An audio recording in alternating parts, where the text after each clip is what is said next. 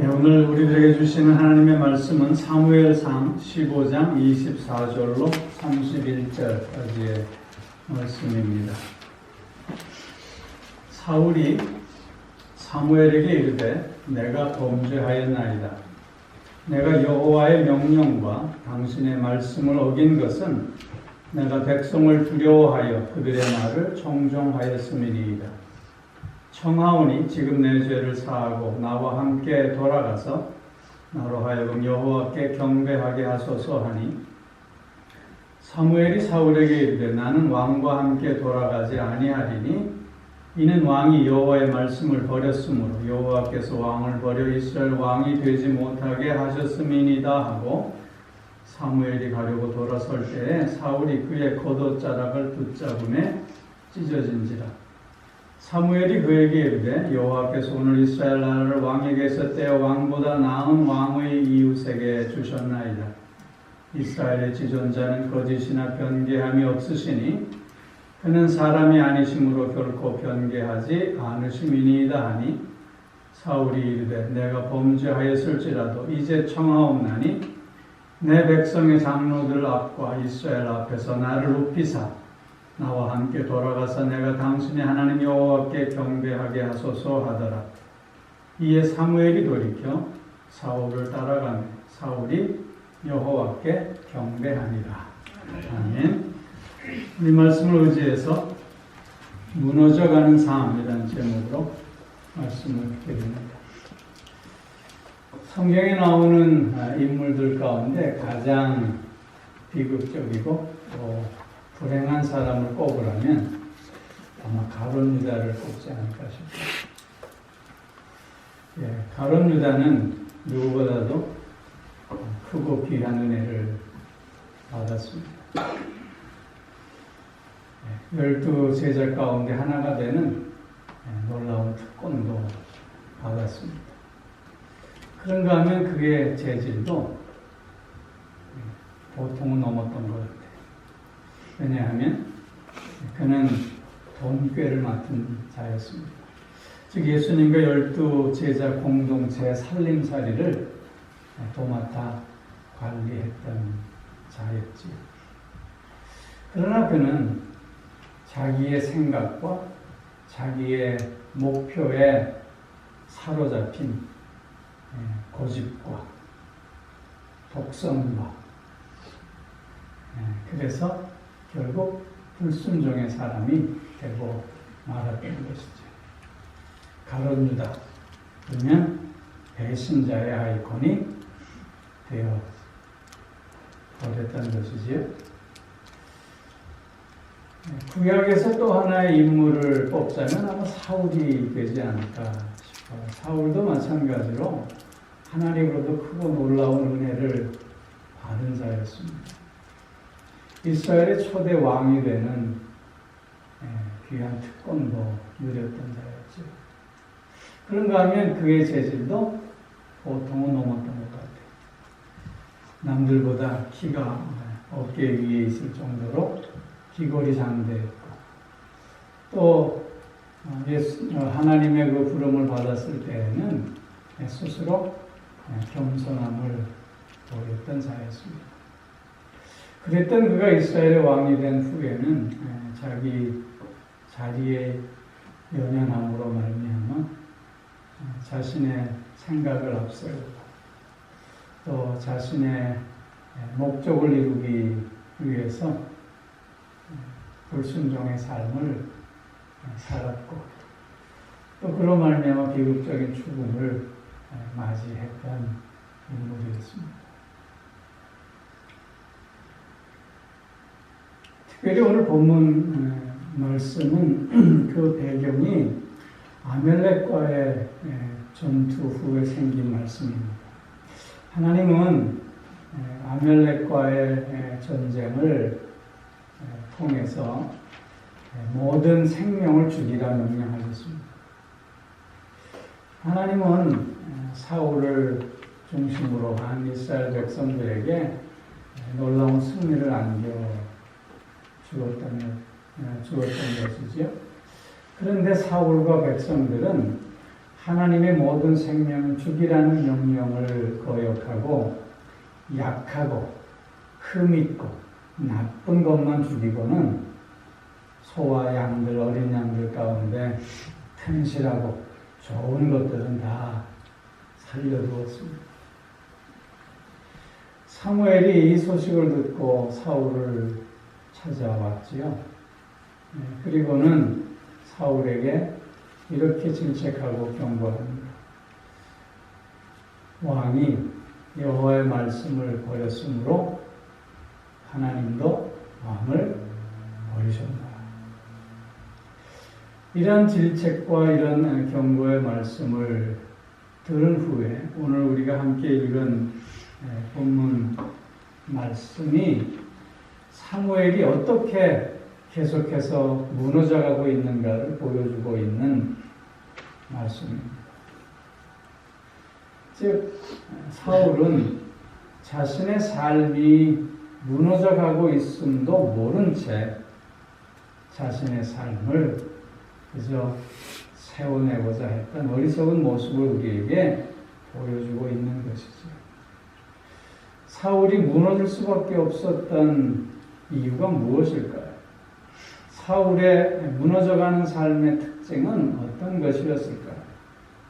그 첫 번째로는 하나님보다는 사람들을 두려워하는 삶을 살았던 것입니다. 여기 24절 말씀에서 보면 내가 여호와의 명령과 당신의 말씀을 어긴 것은 내가 백성을 두려워하여 그들의 말을 청종하였던 것이다. 그렇게 말하고 있습니다. 사울은 백성들을 지금 두려워하고 있었다는 거죠. 여러분, 사무엘이 이스라엘의 초대 왕이 될 수 있었던 것은 하나님의 특별하신 은혜 아래 선택이었습니다. 하나님은 특별하게 사울을 선택하셨고 사무엘을 보내서 기름 붓게 하셨고 제비를 또한 뽑게 하셔서 사울을 이스라엘의 초대 왕 되게 하셨다는 것입니다. 즉 사울은 이스라엘이라고 하는 신정 국가에서 이스라엘의 왕이라고 하는 그 자리보다 우선적으로 하나님으로부터 선택받은 하나님으로부터 부름받은 하나님의 사역자였음을 먼저 깊이 자각할 수 있어야만 했던 것이죠. 그렇기에 하나님의 부르심으로 이스라엘의 왕이 된 사울은 그래서 하나님의 말씀 앞에 그를 먼저 세워내야만 했고 하나님을 먼저 두려워하는 삶을 살 수 있어야 했던 것입니다. 그런데 사울은 백성을 두려워했다고 얘기하고 있어요. 왜 그랬을까요? 사울은 자신의 왕권을 다지기에 지금 급급했기 때문입니다. 자신의 기반을 확고히 하기에 급급했기 때문입니다. 그래서 백성들의 요구를 다 들어주었던 거예요. 백성들이 자기들이 원하는 것을 그냥 하도록 방관하고 말았다는 것입니다.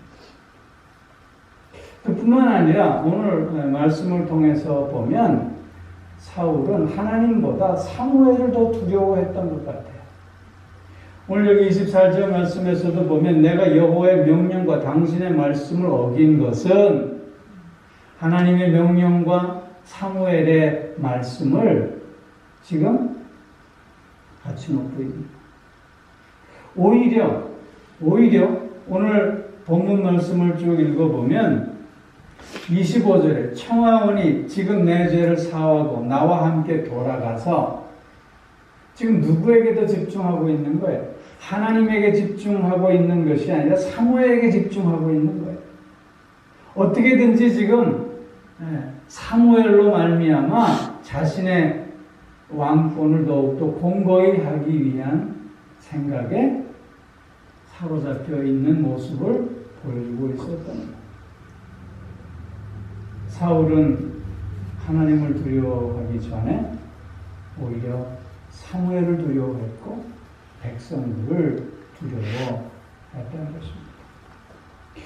이런 사울의 불순종의 모습이 결국 그를 무너져가는 인생이 되게 하고 말았다는 것이죠.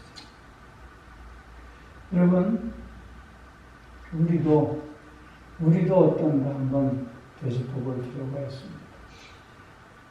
우리도 오늘 나의 나됨이 전적인 하나님의 은혜라고 고백하지 않습니까? 내가 오늘 이렇게 하나님의 자녀로 부름받고 오늘 믿음으로 살아가고 있음이 전적인 하나님의 은혜요, 하나님의 사랑의 결과라고 우리는 고백하고 있습니다. 그러나 정말 우리가 그렇기에 하나님을 먼저 두려워하고 하나님 앞에 나 자신을 세워내기를 집중하고 있는가 확인할 수 있어야 하겠다는 것이죠. 오히려 사람들을 신경 쓰고 주변의 것들을 신경 쓰고 내가 지금 누리고 있는 그 모든 것들을 먼저 신경 쓰고 있는 사울과 같은 어리석은 모습은 아닌가 되돌아볼 필요가 있는 것입니다.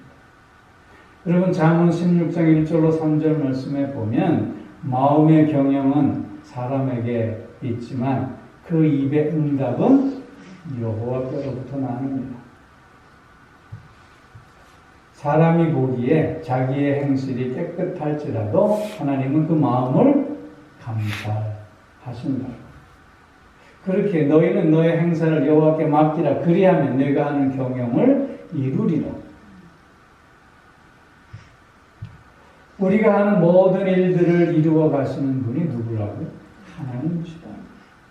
그렇게 우리의 바른 삶의 모습은 하나님을 먼저 두려워하고 하나님의 뜻 앞에 순종하는 삶을 살아야 함이 지혜롭고 당연한 삶이 아니냐 강조하고 있는 것입니다.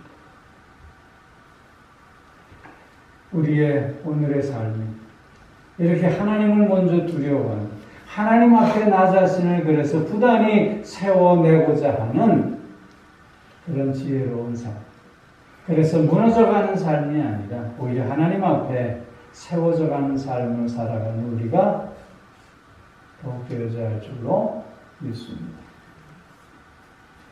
또 하나 사울이 우리에게 보여주고 있는 그의 무너지는 삶의 특징은 참된 회개가 없는 삶이었다는 것입니다. 오늘 25절 이하에 보면 청하오니 지금 내 죄를 사하고 그랬어요. 24절에 내가 범죄하였다고 얘기하고 있고, 또한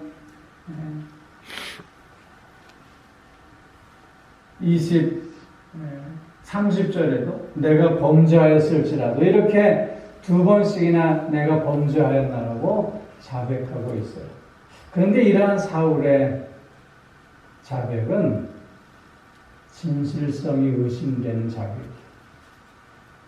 그 이유를 오늘 본문을 통해서 몇 가지 살펴볼 수 있겠는데, 가장 먼저는 상황에 몰려서 어쩔 수 없이 지금 자백하고 있다는 것이요. 사람들은 자기가 지은 죄를 끝까지 숨기고 은폐하려고 해요. 그러다가 이런저런 증거가 분명하게 드러나 변명할 수 없는 막다른 골목에 몰렸을 때 어떻게 해요? 그때 자기의 잘못을 시인하고 잘못했다고 그래요. 그러나 때는 늦으리. 그게 진정한 회개가 될 수 있겠느냐 하는 것이지. 지금 사울의 모습도 바로 그런 모습이에요. 하나님이 모든 생명을 죽이라고 명령했는데 지금 사울 주변에서는 소와 양의 울음소리가 가득해요. 항거할 수 없는 증거가 분명해요. 그 앞에 사울은 사무엘로부터 강하게 질책받고 있어요. 이런 압박 속에서 사울은 내가 범죄하였다고 그렇게 고백하고 있는 거죠. 그러나 이런 사울의 고백 속에는, 이런 자백 속에는 마음이 담겨져 있지 않다는 거예요. 우리가 회개한다고 했을 때 우리가 고백하는 그 하나하나의 내용이 중요해요? 아니면 그렇게 고백하는 그 심령, 그 마음, 그 정신이 중요한 거예요? 뭐가 중요해요? 그 마음이 중요해서. 그 심령이, 그 정신이 중요한 거잖아요. 아무리 입술로는 내가 잘못했습니다, 그렇게 고백한다 할지라도 그 마음이 담겨져 있지 않다면 그건 거짓된 회개일 수밖에 없는 거죠. 그리고 또 하나, 사울은 지금 자신의 죄의 심각성을 깨달아서 회개하고 있는 것이 아니라 그 죄로 말미암아 자기에게 다가올 결과가 두려워서 지금 죄를 자백하고 있는 모습이라는 거죠. 지금 사울의 최고의 관심은 뭐예요? 자기의 왕권을 다지는 거였어요. 근데 사무엘이 와서 뭐라 그래? 하나님이 너의 왕권을 빼앗을 것이다. 이 말을 들은 사울은 그래서 사무엘을 붙잡고 늘어지는 거예요. 사무엘이 공식적으로 자신의 왕권을 다시 회수해 가서 백성들이 자기를 다 떠나버릴까 봐, 자기에게 등을 돌릴까 봐 그것이 무서워서 지금 사무엘을 붙잡고 내가 지금 범죄했다고 그러면서 사무엘을 높이는 거예요. 당신의 말씀을 내가 오겠다. 당신이 나를 용서해 주면 좋겠다. 여러분, 사무엘이 용서해줘요? 하나님이 용서해줘요? 사울은 하나님의 용서를 구하고 있는 게 아니라 사무엘의 용서를 구하고 있는 거예요. 왜? 사무엘을 통해서 자신의 왕권을 더욱더 다지고자 하는 목적이 있었기 때문인 거죠. 이런 사울의 마음으로 인한 이런 자복은 그래서 형식적이고 참된, 거짓된 자복이 될 수밖에 없다는 거죠. 또 하나, 사울은요, 자기의 죄를 자백하면서도 변명을 늘어놓고 있어요.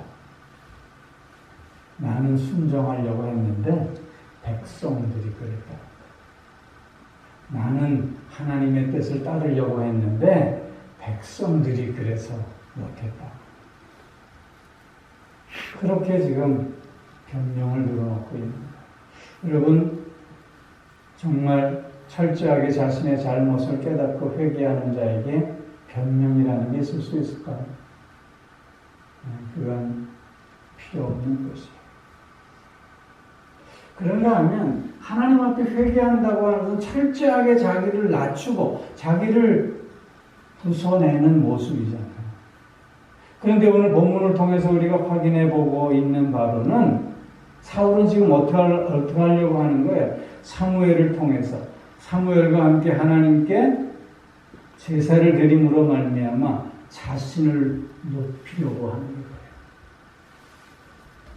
이게 바른 회개가 될 수 있겠느냐 하는 것이죠. 참된 회개를 통해서만이 우리는 변화와 성숙을 가져올 수 있어요. 참된 내가 지은 죄의 심각성을 깨달음으로 말미암아 우리는 자신을 다시 한번 깊이 성찰하며 새로운 변화와 성숙의 삶을 살아갈 수 있게 되는 거예요. 그러나 사울은 불행하게도 그런 회개가 없었어요. 그냥 자신의 목적을 이루고자 하는 형식적인 회개요.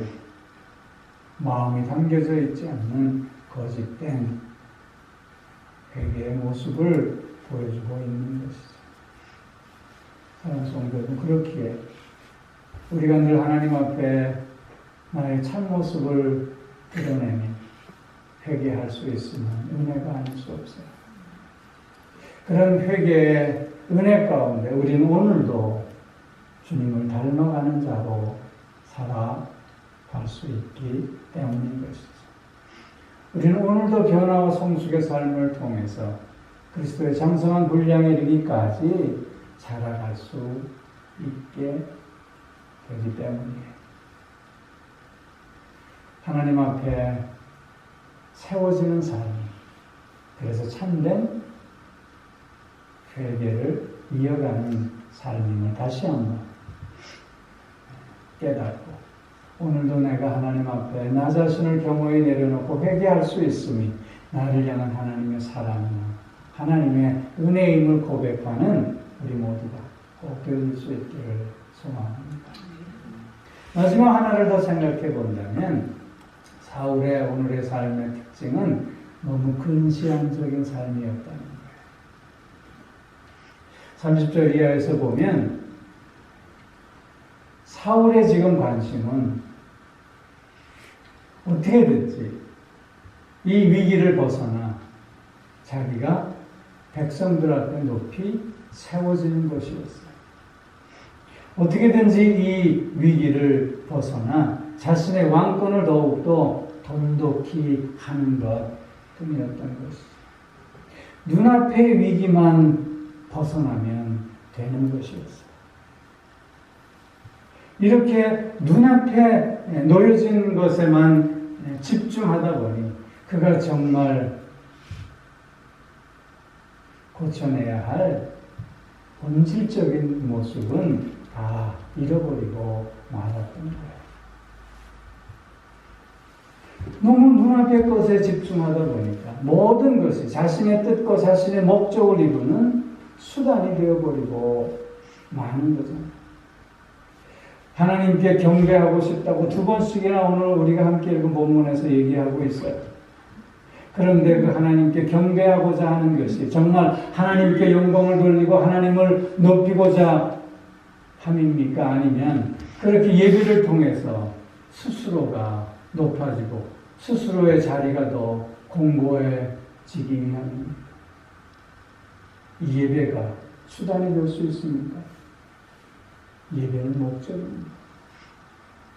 그런데 사울은 지금 그 예배마저도 수단화하고 있는 것입니다. 즉 하나님마저도 수단화하고 있는 어리석은 모습을 보여주고 있는 거예요. 사무엘도 마찬가지입니다. 사울은 사무엘을 두려워했고 존경했습니다.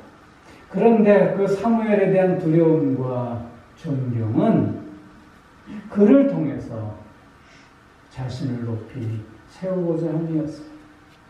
백성들의 장로들과 또한 이스라엘 앞에서 내가 높아지는 것이었어요.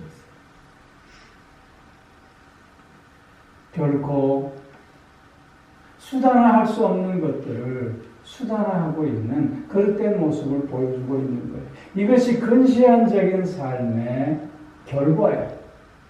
우리가 너무 눈앞의 것에 목숨 걸고 살면 모든 것들이 다 수단이 되고 본질을 잃어버릴 수밖에 없게 되는 거예요.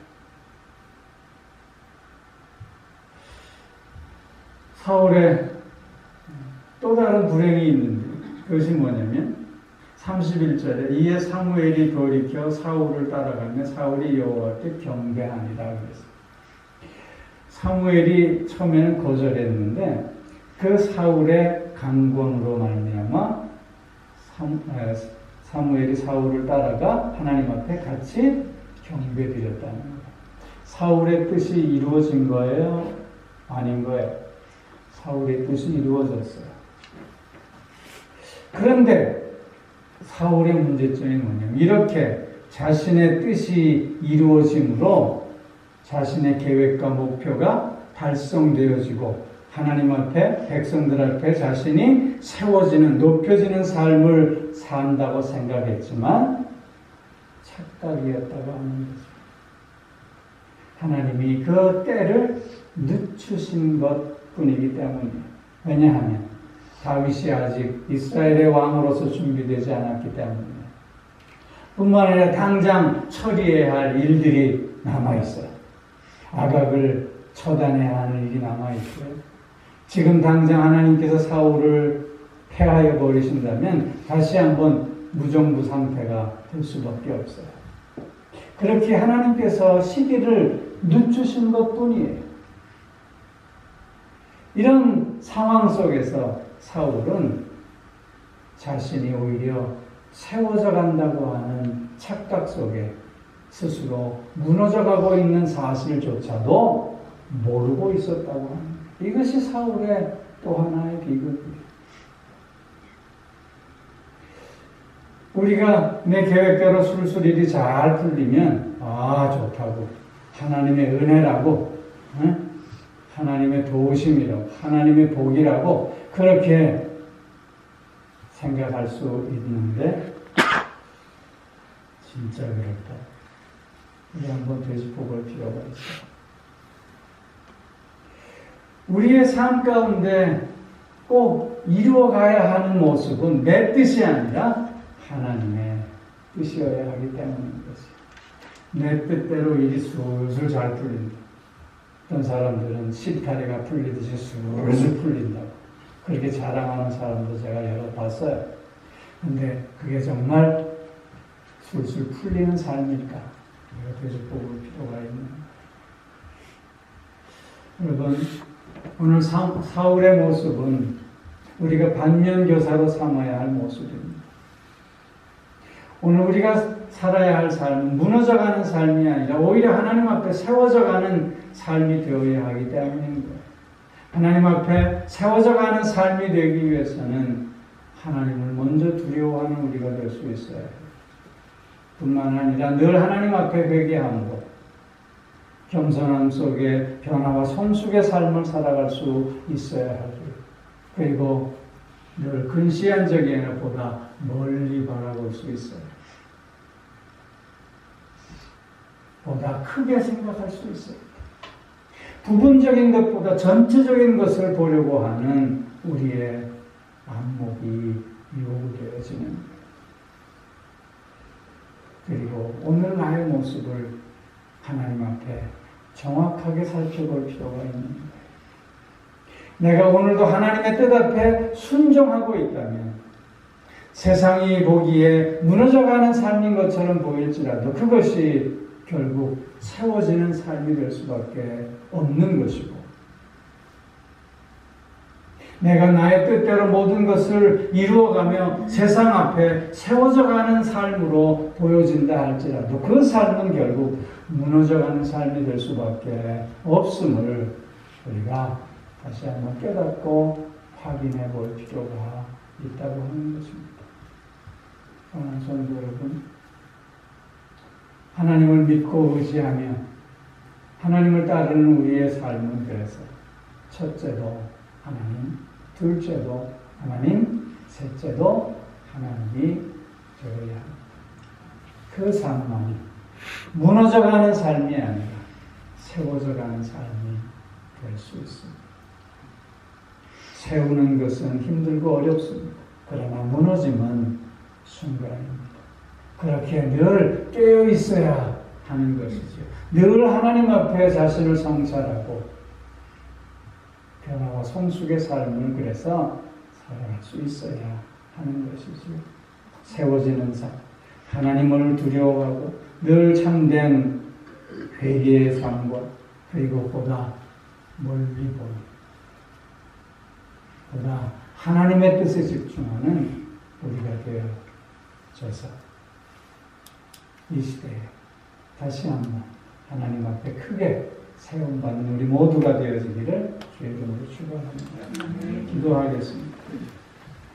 사랑의 아버지 하나님, 오늘도 우리를 붙들어 주시고 오늘도 우리를 은혜 안에 인도하여 주셔서 무너져가는 삶이 아닌 세워져가는 삶을 살아가게 하시오니 참 감사를 드립니다. 아버지여, 우리가 마땅히 두려워할 하나님을 두려워하는 지혜로운 삶을 살아갈 수 있게 하여 주옵시고 늘 하나님 앞에 자신을 돌아보며 참된 회개를 통해 변화와 성숙의 삶을 이어 늘 영원한 하늘나라를 바라보며 이 세상적으로 눈앞에 있는 것에 목숨 거는 근시안적인 삶이 아니라 보다 포괄적으로 보다 넓고 크게 바라보며 하나님의 뜻을 우선하는 우리들의 삶이 꼭 되게 하여 주시옵소서. 세상의 어지러움 속에 그래서 세워져가는 삶으로 비추되게 하시고 소금이 되는 우리 모두가 꼭 되게 하여 주시옵소서. 사랑의 아버지 하나님, 오늘도 하나님 베풀어 주신 그 은혜와 사랑을 기억하고 감사하며 귀한 예물 정성으로 구별을 하나님 앞에 올려드립니다. 이 예물을 기쁘게 받아주시고 그 드린 손길 그 삶을 흠양하여 주셔서 하나님의 아름다움으로 차고 넘치며 하나님의 세워주심으로 그 삶이 더욱 복되고 힘있게 힘있는 삶이 될 수 있게 하여 주시옵소서. 사랑의 아버지 하나님, 이런저런 어려움 가운데 있는 주의 자녀들을 또한 주님 기억하여 주시고 특별한 은혜와 사랑으로 치유 회복의 은총으로 붙들어 주셔서 눈앞에 있는 것만이 아니라 하나님께서 장차 이루어 가실 그 모든 일들을 미리 바라보며 오늘도 승리하며 오늘도 하나님 앞에 그래서 기쁨과 감사와 찬송을 올려드리는 저들 모두가 되게 하여 주시옵소서. 감사드리며 우리 주 예수 그리스도의 이름으로 기도하옵나이다. 아멘.